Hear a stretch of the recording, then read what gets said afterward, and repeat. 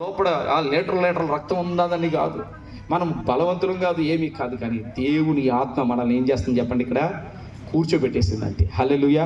దేవుని ఆత్మ మిమ్మల్ని ఇక్కడికి నడిపించేసింది. దేవుని యొక్క ఆత్మ మిమ్మల్ని ప్రేరేపించి అలా కూర్చోబెట్టింది. నిజంగా మామూలుగా వెళ్ళి కూర్చోమంటే ఒక్కరు ఇలా ఎండలో కూర్చోమంటే ఎవరు కూడా. కానీ దేవుడు చూడండి, యెహోషాపాతు కూడా ఏం చేశాడు, తన మీదకు వచ్చిన 4 జనాంగాల శత్రువుల కోసము భయపడలేదు, కానీ తన సైనికులతో కలిసి ఉపవాస ప్రార్థనలో గడపడం మొదలుపెట్టాడు. విశ్వాసముతో మొరపెట్టాడు, తన దేవుని బలాన్ని ఆశ్రయించాడు. అంతేకాకుండా దీనుడిగా మొరపెట్టడము, తనతో పాటు ఉన్న సైన్యముని, సమాజం అంతటిని కూడా అంతటిని కూడా కూర్చోబెట్టేశాడు. హల్లెలూయా. వారు కూడా ఒక మాట మాట్లాడలేదు. ఈ పరిస్థితిలో ఇది చేయడం అవసరమా? ఉపవాస ప్రార్థన అవసరమా? ఉపవాసం ఉండడం అవసరమా? ఎందుకు ఇది? వాళ్ళని ఎవరినైనా మనం ఆశ్రయిస్తే బాగుంటుంది అంటే దావీదు మాట్లాడి, మనుషులను ఆశ్రయించడం కంటే దేవుని ఆశ్రయించడం మేలు అన్నాడు కదా యెహోషాపాతు. అదే, ఎందుకంటే ఈ యోధారాజులో 4వ వాడు యెహోషాపాతు అనేవాడు. దావీదు తర్వాత మంచి ప్రార్థన జీవితం కలిగిన వాడు యెహోషాపాతు. ఈ ప్రార్థన జీవితమే యెహోషాపాతు సైన్యానికి విజయాలు ఇచ్చింది. హల్లెలూయా. దేవుని ఆశ్రయించాడు, దేవుని బలాన్ని ఆశ్రయించాడు, విశ్వాసంతో పరిగెత్తాడు దేవుడు. అంతేకాకుండా దేవుని బిడ్డలారా కనిపెట్టుకొని ఉన్నాడు. ఎలా ఉన్నాడు చెప్పండి, చూడండి 20:17 వచ్చిన చదువునానా, 20:17 వచ్చినము. యుద్ధంలో మీరు పోట్లాడవలసిన పని లేదు, యూదావారులారా నిలవబడండి. దేవుడే దయచే రక్షణ మీరు కల్లారా చూస్తారు. హల్లెలూయా. ఏం చూడబోతున్నాం? దేవుడు దయచేవో రక్షణ కల్లారా మీరు నిలబడండి. అసలు మనం నిలబడకపోతే దేవుడు కార్యం చేయడు. దేవుడు ఎప్పుడు కూడా మనకు దేవుడికి అవకాశం ఇస్తేనే దేవుడు మన నుంచి ఏదైనా చేస్తాడు. అంతేగాని మనం ఎక్కడో ఉండి దేవుడు ఆ కార్యం చేయాలి, ఈ కార్యం చేయాలంటారు. ముందుకు రావాలా? దేనికైనా సరే ప్రభు విషయంలో మనం ఏం చేయాలి చెప్పండి, ముందుకు రావాలా. ప్రతిదానికి పరిచర్యగా, ప్రార్థనగా, మినిస్ట్రీ, ఏ విషయంలో సరే దేవుని కోసం ఎవరైతే ముందుకు వస్తారో వాళ్ళు ఖచ్చితంగా వాడుకుంటారు. భయపడి వెనక్కి వెళ్ళిపోతే దేవుడు వాళ్ళు అక్కడే బ్రేక్ చేసేస్తారు. హల్లెలూయా. పిరికి వాళ్ళు అవసరం లేదు. అలెగ్జాండర్ ఒకసారి యుద్ధానికి వెళ్ళాడంట. అందులో ఒక పిరికోడు వెనక్కి పోతున్నాడంట. రే ఎరా వెనక్కి పోతున్నావు, ఇట్రా అన్నాడంట. అటు భయపడుతూ తుపాకడుకుని వెనక్కి పోతున్నాడు. ఏంటి సంగతులు, ఎందుకు అలాగ వెనక్కి పోతున్నావు, యుద్ధం చేయి అన్నాడంట. భయపడిపోతున్నాడు. ఎందుకంటే నీ పేరేంటి అన్నాడు. అలెగ్జాండర్ అన్నాడంట. అతని పేరు ఏం పేరంట? అలెగ్జాండర్ అన్న. రే నా పేరు పెట్టుకో, నువ్వు బెదిరిపోతున్నావు వేట్రా, నువ్వు పిరికోళ్ళ పరిగెడుతున్నావు, పిరికోళ్ళ మారిపోతున్నావు వేట్రా. అయితే నీ పేరైనా మార్చుకో, లేకపోతే యుద్ధమైనా చేయి అన్నాడు. మన దేవుని బిడ్డలను నిలబడాలి. వాటమి పరిస్థితులు వస్తాయి, చాలా ఇబ్బందికరంగా మారిపోతాయి. ఇక మన పరిస్థితి ఇంకా అయిపోయింది అన్నటువంటి వస్తుంది, కానీ ముగింపు ఎప్పుడు జరగదు. దేవుని పిల్లలకు ముగింపు లేదు, ఎప్పుడు ప్రారంభమే. గట్టిగా చప్పట్లు కొట్టి దేవుని నామానికి కనపరచండి.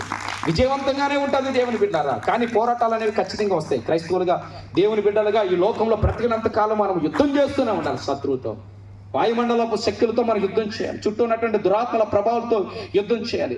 లోక సంబంధమైన మనుషుల్లో చీకటి శక్తులు దూరి ఏం చేస్తాయంటే మనల్ని ఇబ్బంది పెట్టేలాగా మారిపోతుంటుంది వాతావరణం. కొన్నిసార్లు మనం ముందుకు సాగలేనటువంటి పరిస్థితి. ఏది ఏమైనా మనం ఎప్పుడు వారి నిమిత్తం ప్రార్థన చేస్తూ వారిలో ఉన్న చీకటి శక్తులు తరిమి కొట్టడానికి ఉపవాసాన్ని మనం ఏర్పాటు చేసుకోవాలి. గట్టిగా చెప్పండి కొట్టాలి. హల్లెలూయా. ఈ బ్రతుకులో మళ్ళీ ఉద్యమాన్ని చూపిస్తాడు దేవుడు ఈ ఉపవాస ప్రార్థనల ద్వారా. అందుకనే దేవుని దగ్గర విశ్వాసంతో మొరపెట్టాలి, దేవుని బలాన్ని ఆశ్రయించాలి. అంతేకాకుండా దేవుని దగ్గర దీనుడిగా నువ్వు మొరపెడుతున్నప్పుడు ఆ కార్యములు చూడగలుగుతావు.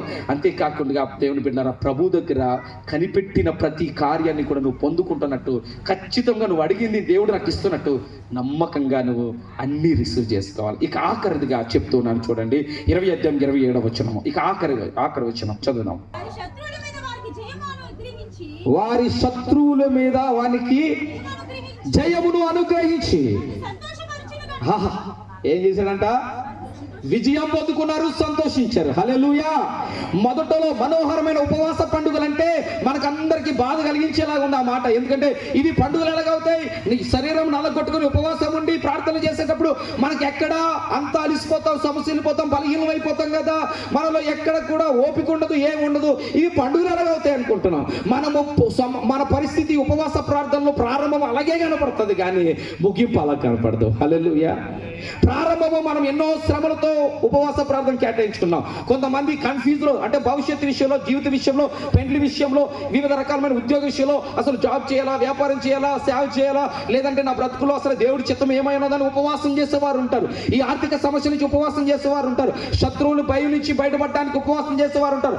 ఆ యొక్క బంధకాల నుంచి, ఇబ్బంది నుంచి, బిడ్డల భవిష్యత్తు నుంచి, ఇలా తల్లిదండ్రులు లేని వారు లేదా పిల్లలు ఉపవాసం చేసిన వారు అనేక రీతిలుగా ఆర్థిక సమస్య నుంచి బయటపడడం కోసం వివిధ రకాలుగా అందరూ ఉపవాసాలు చేస్తూ ఉంటారు. దేవుని బిడ్డలారా, ప్రతి దానికి దేవుడు జవాబిస్తాడు. దీనికి జవాబు వచ్చింది, దీనికి రాలేదని ఉండదు. అన్నిటికీ కూడా దేవుడు ఏం చేస్తాడు చెప్పండి, చెప్పాలా? ప్రతి ప్రార్థన అవసరతకి దేవుడు ఏం చేస్తాడు, 21 రోజులు జవాబిస్తాడు. దానియేలు 21 రోజులు కూడా ఉపవాసం చేశాడు. తర్వాత ఏమైంది, దేవదూతే దిగి వచ్చి బహుప్రియుడు అన్నదా లేదా? ప్రభు పంపించాడా లేదా?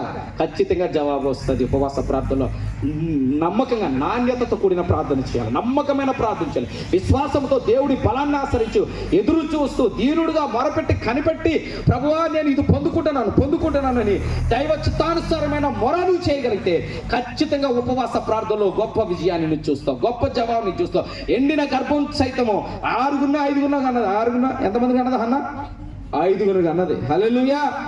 గర్భం తెరవబడిందా లేదా? అన్న ప్రార్థన ఆలకించడం లేదా? దేవుడు మీ ప్రార్థనలు ఆలకించబడుతున్నాయి, విజ్ఞాపన ఆలకించబడుతున్నాయి. ఈ స్థలములో చేసిన ప్రతి కన్నిటికి జవాబు వస్తుంది. హల్లెలూయా. ఎంతో ప్రయాసతో వచ్చారు, ఎంతో ఆసక్తితో ఉదయం నుంచి ఈ మధ్యాహ్నం వరకు అలాగ నిలబడి ప్రార్థన చేస్తున్నారు. దేవుడు ఆలకించకుండా ఉంటాడా? విననేరక ఉండనట్లు ఆయన చెవులు ఏమైనా మందమా? ఆశీర్వదించకుండా ఉండనా నేను చిన్న చేతులవి? నిన్ను చూడకుండా ఉండలేడా?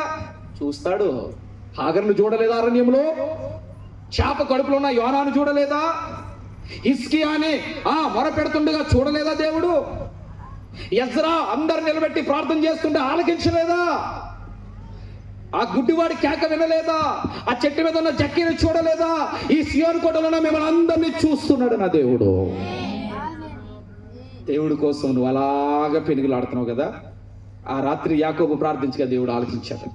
ప్రార్థనలన్నిటికీ జవాబు వస్తాయి, విజయం చూస్తావు. యెహోషాపాతుకి దేవుడు విజయం ఇచ్చినట్టే ఈ ఉపవాస ప్రార్థనలో ప్రారంభము చిన్నగా కనబడచ్చు, కానీ ముగింపు మాత్రం ఊహించలేని రీతిలో దేవుడు అద్భుతంగా చేయబోతున్నాడు. గట్టిగా చప్పట్లు కొట్టండి. హల్లెలూయా.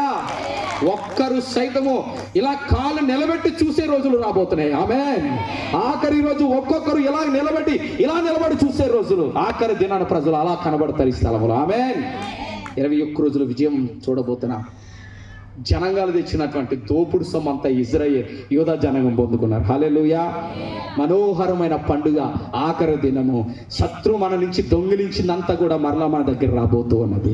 మన జీవిత కాలంలో ఎన్ని కోల్పోయినామో, ఎన్ని పోగొట్టుకున్నామో, ఎన్ని నష్టపోయామో, యెహోషాపాతుకి విజయం ఇచ్చి బెరాకా లోయలో ఆ దోపుడు సొమ్మంతా తీసుకొని దేవుణ్ణి కనపరిచినట్టు ఆఖరి రోజున మనం దేవుణ్ణి కనపరచబోతూ ఉన్నాం. ఆఖరి రోజున దేవుణ్ణి ఆరాధించబోతున్నాం. సంతోషంగా గంతులేసి ప్రభు యందు ఎంతగానో ఆనందించబోతున్నాం. ఇది మనోహరమైన పండుగలు.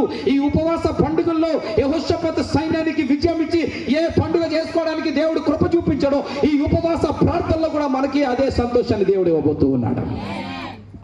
ఎంతమందికి ఆనందంగా ఉంది ఆ పండుగ? ఇది పండుగలో యెహోషాపాతు ఆనందంగా దేవుని సన్నిధికి వచ్చాడంట యుద్ధం చేసి.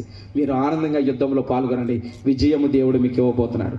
దేని మీద అయితే ఓటమి ఎదురైందో ఈ రోజు నుంచి దాని మీద విజయాన్ని ప్రకటిస్తున్నాడు నా దేవుడు. మీరు పొందుకోండి, ఖచ్చితంగా దేవుడు మీకు విజయాన్ని ఇస్తాడు.